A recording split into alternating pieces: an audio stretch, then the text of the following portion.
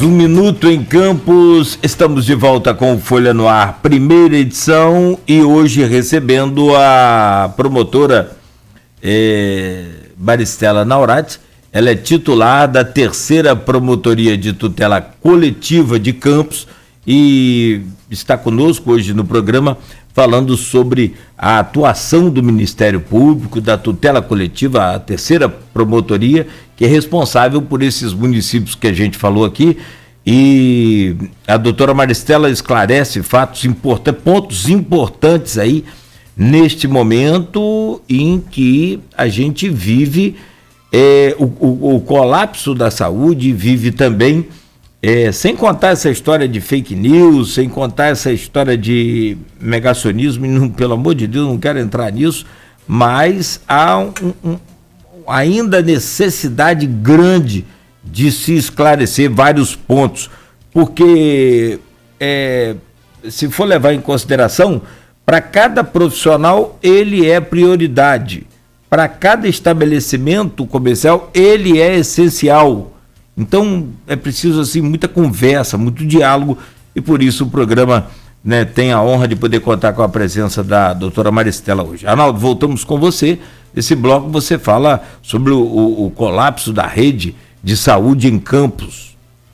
Na verdade a gente acabou antecipando esse assunto, né, Nogueira, para o bloco anterior. Eu queria começar pegando um gancho na última resposta, ou na penúltima resposta da Maristela, com relação à vacinação em Campos, né? Como que o Ministério Público tem acompanhado esse cronograma, uma vez que é um cronograma que segue uma orientação do Ministério da Saúde. A gente sabe que as doses chegam a conta-gotas, a maior remessa foi essa agora, de 21 mil doses. Como que o Ministério Público vem acompanhando, sobretudo com uma legislação própria municipal, que eu não sei se interfere no trabalho direto do Ministério Público, que é a que multa quem fura a fila de vacinação. Se tem denúncias já nesse sentido também sendo acompanhadas? Qual o panorama geral da vacinação em Campos sob a fiscalização do Ministério Público? Bem, nós temos acompanhado realmente, temos recebido denúncias, né, de fura-filas, né? Já temos um inquérito relacionado a isso, e todos esses casos que forem recebidos pelo Ministério Público serão apurados, né, e provavelmente comprovados, ajuizaremos a ação civil pública, tanto em face do fura-fila, quanto em face do servidor, né, que foi dolosamente, se ele dolosamente descumpriu as normas, né? Com relação à vacinação, é importante destacar também que, junto com a Defensoria Pública, nós recomendamos, né, em razão de uma nota técnica, que os municípios também respeitem, diante desse estudo técnico, as prioridades dentro das prioridades, né? Tendo em vista que realmente não recebemos doses suficientes para que os grupos prioritários possam ser completamente, digamos assim, vacinados, né? Então, já colocamos isso, ainda não recebemos as respostas dos municípios, e caso também não seja acatado, também cabe uma responsabilização aí ao gestor e a todas as pessoas que descumprirem o Plano Nacional de Operacionalização da Vacinação, né?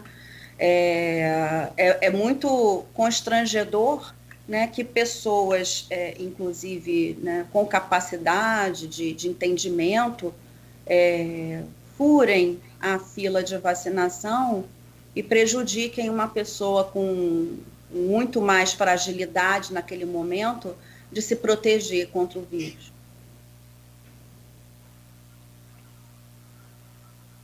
Maristela, com relação a essa vacinação, tem também uma pergunta aqui do nosso comentarista número 1. Eu estou pedindo desculpas essa pausa, porque a minha internet está oscilando um pouco, Nogueira. Se tiver com algum problema, me avisa, por favor.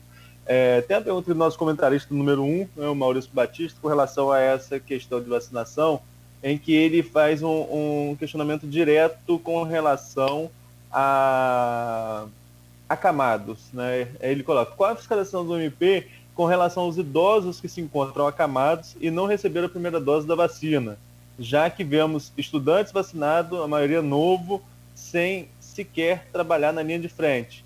Qual seria o critério? Essa questão dos acamados, a gente recebe aqui todos os dias, né, Nogueira, reclamação com relação a esse cronograma da Prefeitura quanto a acamados. O Ministério Público também já foi acionado, já foi provocado nesse sentido? Com relação a acamados, não. Qualquer notícia que a pessoa entenda como irregularidade, eu solicito que encaminhe a promotoria para que a gente possa atuar. Eu não sei nem qual o teor dessa irregularidade que ele mencionou, não sei se é por localização, não sei a natureza, se ele puder esclarecer ou puder encaminhar para a promotoria, eu agradeço, para que a gente possa fiscalizar, até porque o Ministério Público depende das informações da sociedade, né? Se a sociedade não informa, fica complicado para a gente, né? Já que a equipe de fiscalização é uma pessoa só, né? Sou só eu. Então, eu não consigo estar em todos os lugares ao mesmo tempo, né? Até por conta das normas também restritivas com relação ao MP de circulação. Então, fazendo home office, estando em um lugar ou outro, é muito complicado. Então, eu preciso da cooperação da população, né, e nos informe para que a gente possa atuar pontualmente, né? Mesmo que seja uma avalanche de reclamações, não tem problema. Não tem problema. Aí fica mais fácil, né? Sabendo aonde está, o que tem de problema, denunciado é só... Porque o dos acamados é ainda mais complicado, né? Porque ela é por agendamento e na residência da pessoa, né? Sim, Arnaldo, pois não, desculpa. Não, eu ia trazer essa pergunta de vacinação que eu fiz. Eu estou olhando aqui as perguntas do grupo, é a mesma pergunta da Silvana Venâncio, só deixar registrado aqui. Tem uma pergunta do Teseu, que é presidente do Sindipetro, e o Teseu tem uma pergunta aqui sobre quem está em locais confinados como plataformas, né? Ele diz o seguinte: temos sofrido muito nas plataformas de petróleo da região com surtos e aumentos de casos de Covid a bordo. O MP tem como atuar para ajudar com isso? Ou realmente fica isso a cargo do MPT, de Cabo Frio, que ele coloca aqui? Infelizmente, eles já estão saturados de tanta demanda que o Sindipetro NF tem mandado. Cabe a vocês ou se realmente é questão trabalhista e tem que ser mesmo com o Ministério Público do Trabalho? Aí teria que analisar pontualmente para saber o que realmente, qual é a irregularidade, porque... E para saber qual o Ministério Público, né, em qual esfera também federativa vai atuar nesse caso. Aí ele precisaria realmente fazer uma representação, uma notícia do que está acontecendo, quais são as irregularidades, porque infelizmente em locais assim acaba sendo uma aglomeração, né, as pessoas trabalhando naquele local, realmente a facilidade de contágio é muito, muito grande, né? Então, a necessidade de saber se eles possuem os equipamentos de proteção individual, né? Então, precisa ser analisado pontualmente para saber a atribuição. Certo. Eu vou continuar esse bloco nas perguntas do grupo. Então, pode ser que a gente vá de um assunto para o outro muito repentinamente, depois a gente acabe voltando em alguns pontos. Pergunta da Graciete Nunes. Doutora Maristela, recentemente o MP emitiu recomendação de restrições mais severas por 14 dias aos municípios de Campos, São João da Barra, São Francisco e São Fidélis. Falamos sobre isso no primeiro bloco. Com base nas recomendações para o fechamento das escolas públicas, o CEP tem lutado em vão pelo fechamento total das escolas estaduais. O que é possível fazer numa situação como essa? Bem, a educação foi colocada como prioridade, não é a minha área de atuação. A minha área de atuação é só saúde, né? Então, eu não posso falar pelas colegas da educação, né? O que eu entendo como possível, que seria que o sindicato procurasse, né, o Ministério Público com os seus questionamentos, né, os relatos, para que possa ser analisado o que pode ser solucionado, ou a atuação da saúde, o que a Promotoria da Saúde pode realizar com relação ao gestor, e o que a promotoria da educação e da infância também pode atuar com relação ao gestor. E, inclusive, com as colegas, a gente pode atuar conjuntamente, né? Então, seria interessante apontar quais são essas irregularidades, porque aí são casos extremamente específicos, né? Não são generalidades, né? Provavelmente falta de algum equipamento de proteção individual, falta de condições estruturais de uma determinada escola, e isso precisa ser pontuado para que a gente possa atuar, assim, bem objetivamente junto ao gestor. A Odisseia tem uma pergunta também no mesmo sentido, e a gente já acabou falando sobre o assunto, mas vou seguir um pouquinho com a educação. Você mesmo citou aí a possibilidade de atuação conjunta. No caso daquele plano de retomada de aulas de campus, a sua promotoria também participou de algumas reuniões. Como que você avalia esse quadro dentro desse período de dificuldade que estamos passando, o município discutindo a retomada de aulas na rede pública? No seu ponto de vista, que foi noticiado que a sua promotoria participou também dessa negociação, Campos tem condições, as escolas públicas de Campos têm condições de retomar as aulas presenciais num momento como esse que vivemos a circulação de uma variante que, segundo vem sendo divulgado, atinge também crianças? Bem, essa parte de criança já não é a minha atribuição, criança e adolescente, né? Eu posso, então, dizer com relação, porque eu participei dessas reuniões, porque também envolve pessoas adultas, né? Tanto os professores como os alunos que já têm mais de 18 anos, né? Então, foi por isso a minha participação nas questões sanitárias, que também tem relação com pessoas que não são crianças e adolescentes, né? Então, assim, a precariedade das escolas públicas, isso é notório, né? Mas o município, ele tem uma fiscalização na vigilância sanitária, que pela divulgação na mídia, me parece que está bem atuante, né? Funcionando de uma forma bem efetiva, né? Então, haveria, né, no caso, se as aulas retornassem, a vigilância sanitária colocaria ali, né, as melhores condições, né, digamos assim, os locais onde tem melhores condições de voltar. Não seria algo que voltaria de uma forma completa, né? Seria algo de uma forma, como eu vou dizer assim, aos poucos, né? Uma parcela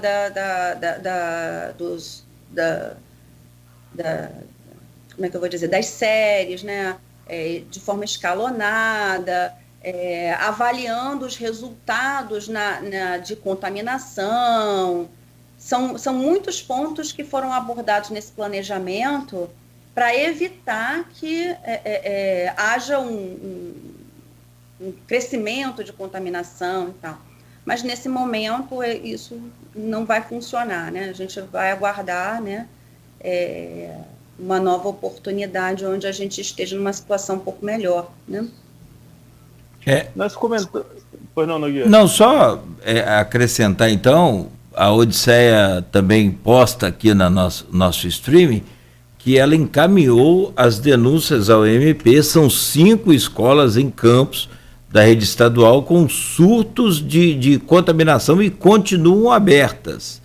Então, como a doutora Maristela já informou, orientou, o MP e a tutela de educação, que aí em conjunto com a Infância e Juventude. Infância e Juventude, e em conjunto com a tutela da senhora, naturalmente podem atuar aí no sentido de fechar essas escolas. E ela fala até o nome de uma aqui, Colégio Estadual Francisco de Sales. Entre uma delas, né? Se ela puder deixar o número do protocolo depois, eu agradeceria. Odisseia, então, por favor, se quiser mandar no privado ou aqui no WhatsApp, no streaming, fica à vontade. Maristela, a gente está fomentando sobre a questão de vulnerabilidade, a gente falou sobre isso em alguns momentos, e lá no primeiro bloco eu citei a possibilidade de para esse momento de restrição, estados e municípios formularem algum tipo de auxílio. E falei sobre o meu desconhecimento com relação à questão orçamentária, se o município tem condições para isso ou não. No seu ponto de vista, há possibilidade de alguma recomendação nesse sentido aos municípios que possam fortalecer, como você mesmo citou em respostas anteriores, o Centropop aqui de Campos, por exemplo, mas que os municípios possam fortalecer essa rede de assistência à população mais vulnerável nesse momento de restrição? Eu acredito que nós possamos conversar, sim, se isso for uma demanda, nós podemos conversar com os gestores, inicialmente para saber também o panorama financeiro dos mesmos, né? Saber quais são as políticas que já estão sendo adotadas, né? E isso é realmente importante. Já vou até anotar aqui para iniciar isso. Doutora, e com relação, você citou aí também a questão que eu acho que é a maior dificuldade hoje que os municípios enfrentam, que é com relação a montar leito de UTI. Às vezes consegue até encontrar equipamento, mas está difícil. Teve uma reunião nesta semana entre os prefeitos aqui da região e o presidente da Alerj.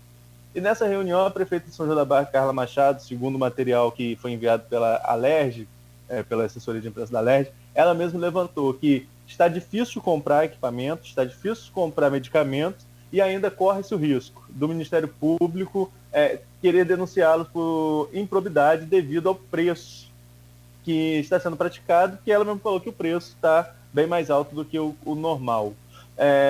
Nesse sentido, não sei nem se é da sua competência, mas nesse sentido de fiscalização do dinheiro investido durante a pandemia, o MP também tem que ter uma atenção especial sobre essa questão do mercado, o sobrepreço que está sendo praticado pelos próprios fornecedores nesse momento devido à alta demanda? Então, inclusive, há uma recomendação, né, para o Ministério Público atuar nessa fiscalização.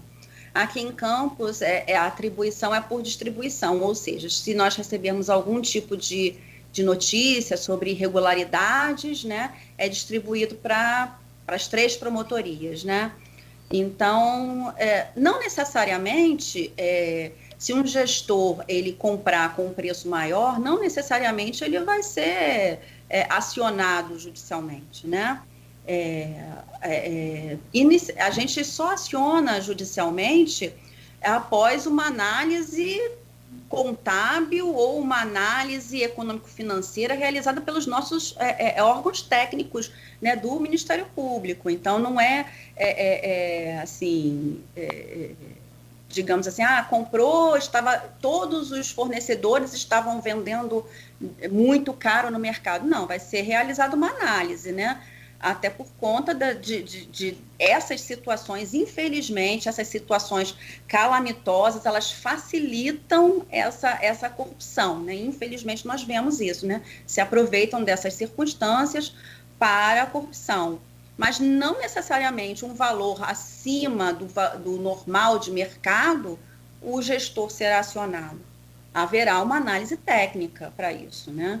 Então, nós somos órgão de fiscalização, mas nós só atuamos de forma técnica e não por perseguição, né? Se levantou esse ponto aí de possíveis casos de sobrepreço, enfim, e de possíveis casos, inclusive, aí são minhas palavras, possíveis casos de corrupção. E teve uma pergunta de um ouvinte que falou sobre a questão do hospital de campanha aqui de Campos, né? Que foi um fato que levou, inclusive, ao afastamento do governador, então teve consequências, prisão de secretário, não só de Campos, isso foi em todo o território estadual, né, todos os hospitais de campanha do estado. Qual foi a atuação do Ministério Público com relação a esse caso aqui em Campos? Porque eram esperados esses leitos para ajudar a desafogar a rede pública municipal. A ausência desses leitos, estamos percebendo até hoje, né, que está sucateando a rede pública municipal e inclusive a rede privada. Há possibilidade de alguma forma de se provocar o Estado a contribuir mais para a rede municipal para tentar amenizar esses impactos? E com relação a esse hospital de campanha, Existe alguma investigação em curso especificamente sobre Campos? Não, na verdade, a investigação ela é regional, ela está sendo realizada por um órgão da capital, tendo em vista que o contrato não foi apenas assim no norte fluminense, né, ou lá na área metropolitana. Ele foi um contrato que abrangia todo o estado, então está sendo investigado pela capital. Agora, com relação ao valor dos leitos, né, houve depois, né, um acordo de cofinanciamento dos leitos, de alguns leitos aqui do município, né? Mas essa negociação, ela é sempre possível, né? Isso é uma questão política em que os gestores precisam fazer essa negociação. Caso necessitem de alguma, como eu vou dizer, alguma participação do Ministério Público em razão exatamente da atuação na saúde, da precariedade, eles podem demonstrar essa demanda e nós procuramos o nosso órgão de apoio operacional e lá podemos fazer reuniões para tentar melhorar essa situação, né? Mas, inicialmente, o próprio gestor é que faz essa demanda lá ao Estado. A gente falou aqui em alguns momentos, Maristela, sobre a denúncia, sobre denúncias, sobre envio dessas denúncias ao Ministério Público. Como que a população faz para chegar até o Ministério Público? Deve ir ao prédio e levar? Tem algum telefone? Tem algum e-mail? Como que essa denúncia chega até vocês? Sim, tem até um número de WhatsApp, mas eu não sei no momento. Agora, na página do Ministério Público, há um linkzinho de ouvidoria. Ali a população pode colocar qualquer denúncia. Nós recebemos denúncias de qualquer forma, escritas nesse sistema. Se a pessoa também, nós não estamos recebendo presencialmente, mas lá na portaria há a possibilidade, inclusive, de marcar com o próprio promotor, à distância mesmo, se a pessoa não tiver condições de realizar isso em sua residência, lá existe como é que eu vou dizer, uma organização já para receber de forma técnica as pessoas com relação às suas demandas. Mas é muito melhor que ela faça de forma remota, né? Ou pelo nosso sistema de ouvidoria, que pelo menos ela não precisa circular, ela fica resguardada, a sua saúde fica resguardada. Então, na paginazinha do Ministério Público, www.mprj.mp.br, só clicar na parte de ouvidoria e fazer a sua notícia de fato, sua representação, sua denúncia, e ela recebe um número de protocolo e pode acompanhar esse andamento.